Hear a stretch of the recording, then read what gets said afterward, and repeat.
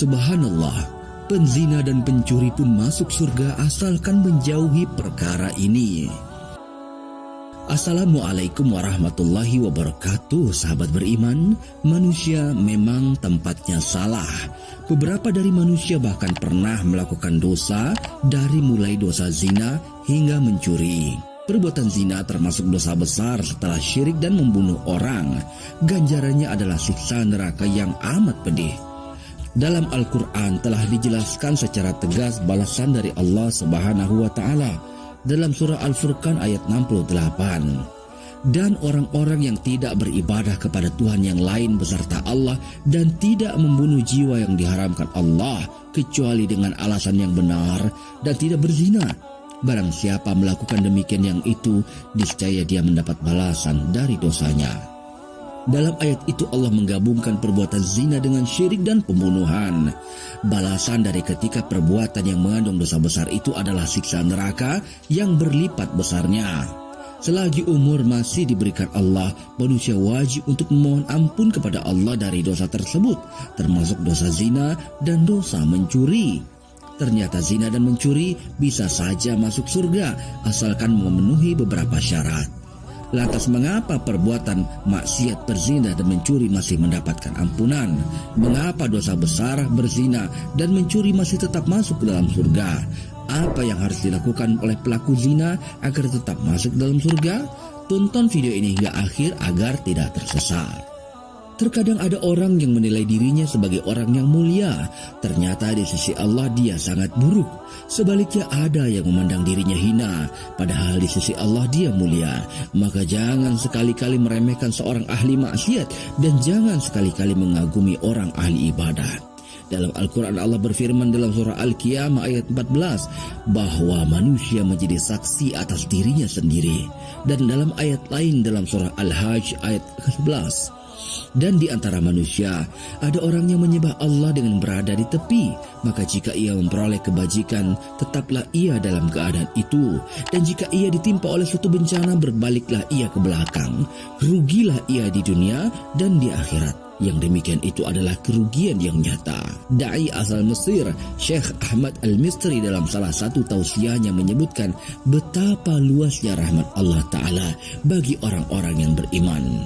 Dinukil dari hadis Nabi, sahabat Abu Dzar radhiyallahu anhu menceritakan Nabi bersabda, Jibril alaihissalam mendatangiku lalu memberikan kabar gembira kepadaku bahwa orang yang meninggal dari umatku dalam keadaan tidak mensyirikkan Allah dengan sesuatu apapun niscaya masuk surga. Maka aku bertanya, meskipun dia berzina dan mencuri? Jibril menjawab, walaupun dia berzina dan mencuri. Hadis ini tentu tidak bermaksud untuk melegalkan perbuatan zina ataupun perbuatan maksiat lainnya, sama sekali tidak. Akan tetapi hadis ini mengabarkan hikmah betapa luasnya rahmat Allah Ta'ala bagi mereka yang menjaga tauhid.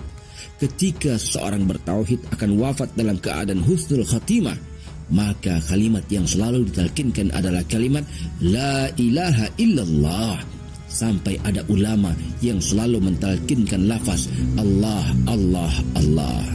Rasulullah Sallallahu Alaihi Wasallam bersabda, janganlah salah satu di antara kalian mati kecuali berprasangka baik terhadap Allah. Maka orang yang ahli ibadah memiliki saudara ahli maksiat, jangan mengingatkannya dengan kesombongan.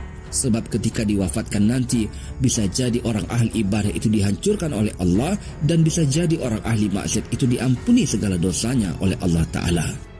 Rasulullah Sallallahu Alaihi Wasallam bersabda, sesungguhnya Allah berkata, aku sesuai prasangka hambaku kepadaku. Jika ia berprasangka baik, maka kebaikanlah baginya, dan apabila prasangka itu buruk, maka keburukanlah baginya. Taubat nasuha dan memohon ampun agar dibersihkan dari dosa termasuk dosa zina dan dosa mencuri adalah jalan agar dimudahkan mendapat ridho Allah Subhanahu wa Ta'ala. Perbuatan zina dan mencuri memang termasuk perbuatan dosa besar, namun Allah memberikan kesempatan bagi hambanya untuk kembali ke jalan yang lurus mencari rahmat.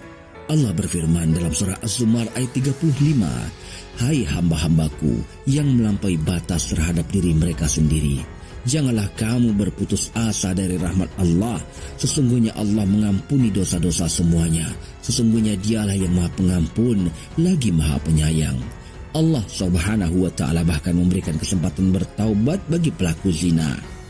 Sebelum menemui ajalnya, langkah awal dari taubat pelaku zina adalah menutup aibnya, bahwa dirinya pernah berbuat dosa zina. Cukuplah Allah Subhanahu wa Ta'ala dan dirinya saja yang mengetahui perbuatan tersebut. Islam melarang kita menceritakan aib kita sendiri setelah Allah menutupnya. Selain itu, berbuat baik juga menjaga tutur kata kita agar menjadi cara lainnya agar bisa menggapai surga dari Allah Subhanahu wa Ta'ala. Demikianlah nasihat indah yang mengajarkan kita pentingnya kalimat tauhid dan luasnya rahmat Allah Ta'ala. Semoga kita dimasukkan ke dalam golongan orang-orang yang beriman hingga akhir hayat kita. Wallahu a'lam bishawab.